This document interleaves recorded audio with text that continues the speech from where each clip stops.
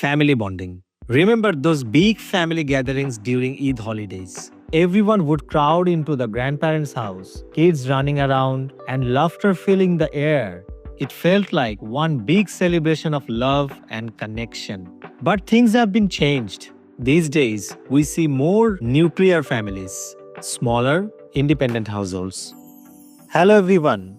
Welcome to my podcast, where we will deep dive into the ever evolving social values of Bangladesh.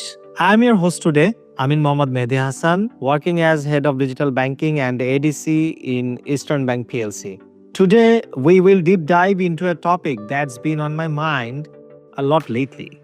How our values and societal norms have been shifted over the past decade.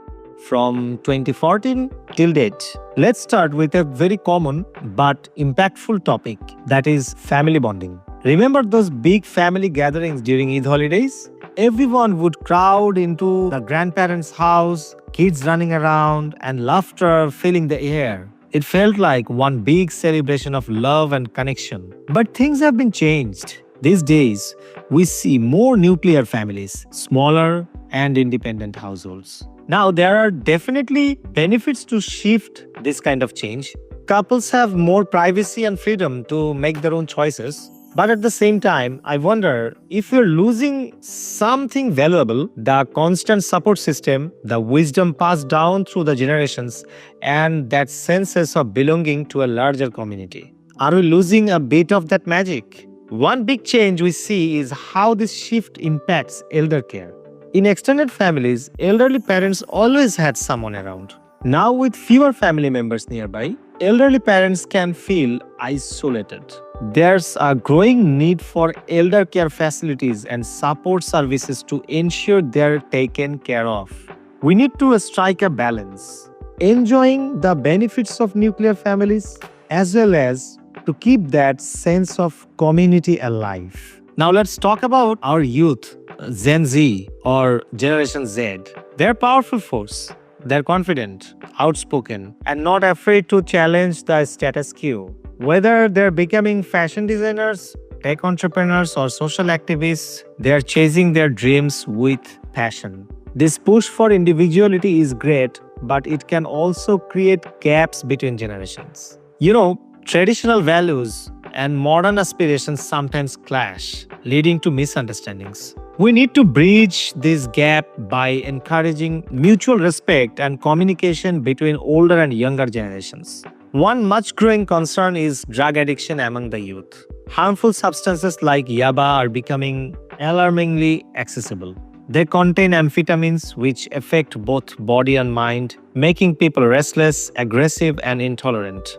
This issue needs urgent attention from the government, law enforcement authorities, and community leaders. We need awareness programs, rehab services, and strict regulations to combat this menace. Let's move on to a very interesting topic, that is digital revolution. Over the past decade, technology has changed how we communicate and interact. Smartphones, social media, and the internet have opened up new ways to connect and learn.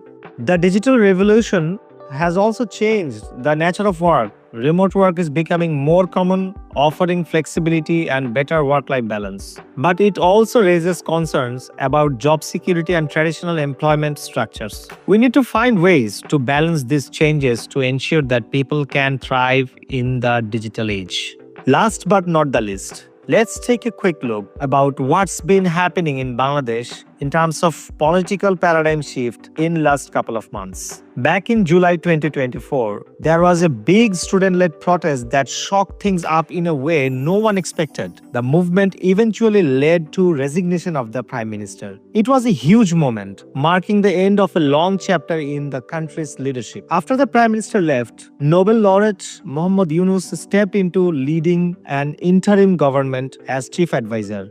What was his job? To calm things down, bring in some much needed reforms, and get the country ready for next elections. There's a lot of hope that this will be a fresh start for the political system, making it fairer and more inclusive for everyone.